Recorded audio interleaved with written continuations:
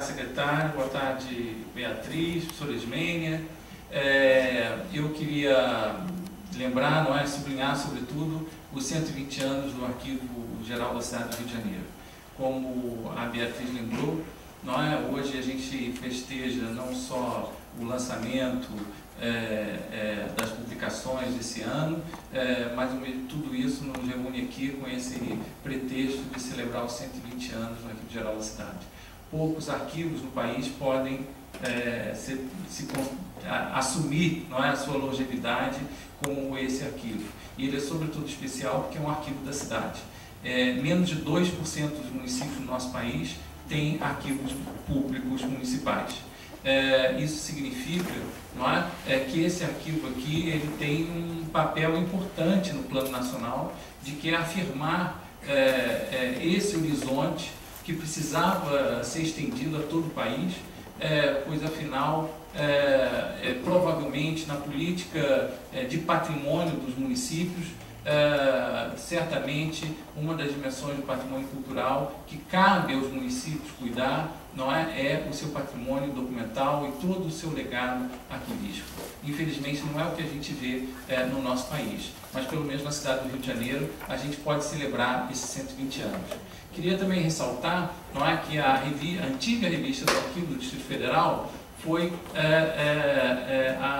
uma das primeiras publicações do país especializadas na paleografia. Isso é muito pouco lembrado. E hoje a paleografia está na ordem do dia, com aquelas opções de fontes que cada um pode ter no seu computador, Na verdade, é uma atualização de práticas paleográficas. Numa outra ordem, na ordem da informatização, e esse debate sobre a letra, sobre as formas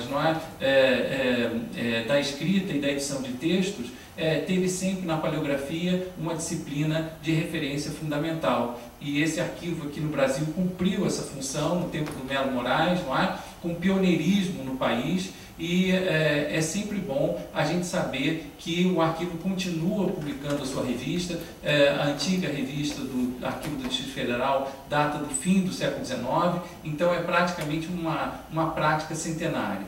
O que eu gostaria de desejar nesse dia é que a gente tenha no futuro outros centenários do Arquivo da Cidade para festejar e não só celebrar as conquistas do passado, mas também as conquistas do presente. Por mais que a gente saiba todo o esforço que é feito pela equipe do Arquivo da Cidade hoje, a gente sabe que a cidade do Rio de Janeiro carece de uma política de defesa do seu patrimônio documental. O patrimônio documental da cidade não se restringe ao acervo do Arquivo da Cidade.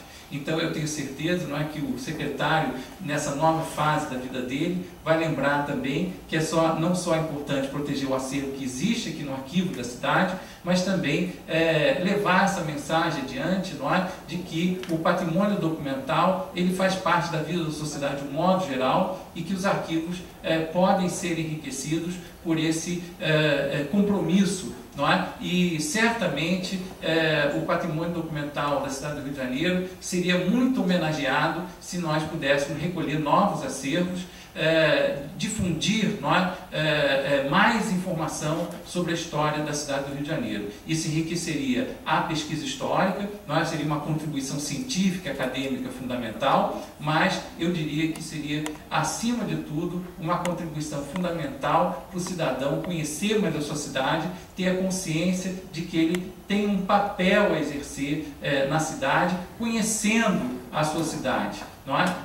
Conhecendo a história da sua cidade, das suas ruas, dos seus bairros, das suas edificações, enfim, dos fatos marcantes da vida na cidade do Rio de Janeiro.